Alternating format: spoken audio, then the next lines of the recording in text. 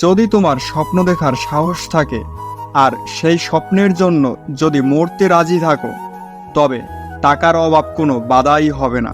আজকে দিনটি কঠিন, কালকে হবে অন্ধকার, তারপর সূর্যকে উঠতেই হবে।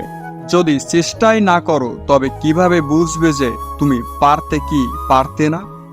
যদি তুমি ৩৫ বছর বয়সেও গরিব থাকো, তবে তা শুধু তোমার দোষ। সমস্যা আর অভিযোগ যেখানে যত বেশি, সেখানে সুযোগও তত বেশি।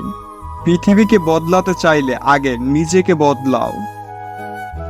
জীবনে একবার হলেও কোনো কিছুর জন্য মন প্রাণ উজাড় করে কাজ করো। নিজেকে বদলানোর চেষ্টা করো, এতে খারাপ কিছুই হতে পারে না। তরুণদের সাহায্য করুন, ছোটদের দেখে রাখুন, কারণ ছোটরা একদিন বড় হবে। তারা তাদের মনে আপনার বপন করা বীজ ধারণ করবে, আর যখন তারা বড় হবে তারা এই পৃথিবীকে বদলে দেবে। আপনার মাঝে যে জিনিসটি থাকা সবচেয়ে জরুরি তা হলো ধৈর্য। ৩০ বছর বয়সের আগে একটি ছোট কোম্পানিতে কাজ করুন, যেখানে আপনি ধৈর্য ধরা ও স্বপ্ন দেখা শিখতে পারবেন। যদি ৯টি খরগোশকে মাঠে চড়াতে দেখেন এবং আপনার উদ্দেশ্য হয় তাদের মাঝে একটি ধরা, তাহলে একটির ওপরই মনোযোগ দিন।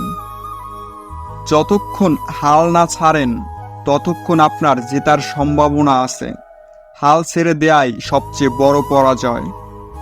তুমি কি বলছো তা পৃথিবী মনে রাখবে না, কিন্তু তোমার কাজকে চিরদিন মনে রাখবে।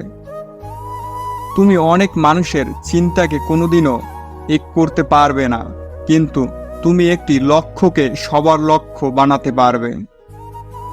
তুমি অবশ্যই তোমার প্রতিযোগীদের থেকে শিখবে, কিন্তু কখনোই কপি করতে যাবে না। কপি করেছো কি মরেছ। মনকে উন্নত করো, সংস্কৃতিকে উন্নত করো, নীতিকে উন্নত করো, আর অবশ্যই জ্ঞানকে উন্নত করো। অতীতের সাফল্য হয়তো তোমাকে ভবিষ্যতের ব্যর্থতার দিকে নিয়ে যাবে, কিন্তু তুমি যদি প্রতিটি ব্যর্থতা থেকে শিক্ষা নিতে পারো, তবে দিন শেষে তুমি একজন সফল মানুষই হবে। তারা আমার নাম দিয়েছে পাগল জ্যাক।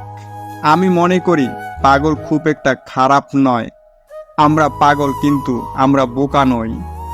যাত্রা যতই কঠিন হোক, প্রথম দেখা স্বপ্নটা তোমার প্রতিদিন দেখে যাওয়া উচিত। এটা তোমাকে অনুপ্রেরণা দেবে আর হতাশা থেকে বাঁচাবে। যখন তুমি আকারে ছোট, তোমার গায়ের শক্তির বদলে মগজের শক্তির উপর ভরসা করা উচিত। আমরা যদি একটি ভালো টিম হই এবং লক্ষ্য সম্পর্কে আমাদের পরিষ্কার ধারণা থাকে, তবে আমাদের একজন ওদের 10 জনকে হারাতে পারবে। ব্যবসায় সফল হতে হলে প্রতিযোগীদের ওপর নজরদারি বন্ধ করো, এর বদলে তোমার ক্রেতাদের প্রতি মনোযোগী হও। যদি বিরাট কোম্পানি হতে চাও, তবে চিন্তা করো মানুষের সমস্যাটি তুমি সমাধান করতে পারো। মানুষের সমস্যা সমাধান করতে পারাটাই মূল ব্যাপার। আমার কাজ হলো অন্যদের কাজ খুঁজে পেতে সাহায্য করা। আজকাল টাকা কামানো খুবই সোজা, কিন্তু বলার মতো পরিমাণ টাকা কামানো, পাশাপাশি একই সময় সমাজের প্রতি দায়িত্ব পালন ও পৃথিবীকে উন্নত করা খুব কঠিন কাজ। মানুষের আসলে কোনো ধারণাই নেই সে আসলে কতটা ক্ষমতা রাখে। আমি নিজেকে অন্ধ বাঘের পিঠে বসা একজন অন্ধ মানুষ ভাবি। অন্যের সাফল্যের বদলে নিজের ভুল থেকে শেখার চেষ্টা করো। বেশিরভাগ মানুষ মোটামুটি একই রকম কারণে ব্যর্থ হয়। অন্যদিকে সফল হওয়ার অনেক কারণ থাকতে পারে। প্রতিটি মানুষের একটি স্বপ্ন থাকা উচিত। আমি ব্যর্থ হলেও কোনো সমস্যা ছিল না, অন্তত আমার আইডিয়াটা মানুষের জানতো।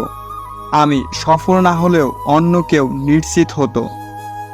আমরা যদি একটি ভালো টিম হই এবং লক্ষ্য সম্পর্কে আমাদের পরিষ্কার ধারণা থাকে, তবে আমাদের একজন ওদের 10 জনকে হারাতে পারবে। অতি বুদ্ধিমানদের টিমের লিডার একজন বোকা লোক হওয়া উচিত। যদি একটি টিমের সবাই বিজ্ঞানী হয়, তবে তাদের নেতৃত্বে একজন অবিজ্ঞানী থাকলে ভালো। কারণ তার চিন্তা ভাবনা হবে আলাদা। তার কাজ হবে বিজ্ঞানীরা যে প্রজেক্ট আছে সেটা নিয়েই যেন গবেষণা করে তা নিশ্চিত করা। 50 বছর বয়স হওয়ার পর তোমার জ্ঞান ও সম্পদকে নতুনদের সাহায্য করার কাজে লাগাও, কারণ তারা যে কোনো কাজ তোমার চেয়ে ভালো পারবেন। ভিডিওটি ভালো লাগলে অবশ্যই লাইক, কমেন্ট এবং শেয়ার করতে ভুলবেন না, এবং আমাদের চ্যানেলটি সাবস্ক্রাইব করতে ভুলবেন না। এবং আপনাদের দেয়া একটি লাইক, কমেন্ট আমাকে ভালো ভালো ভিডিও তৈরি করতে অনুপ্রেরণা যোগায়।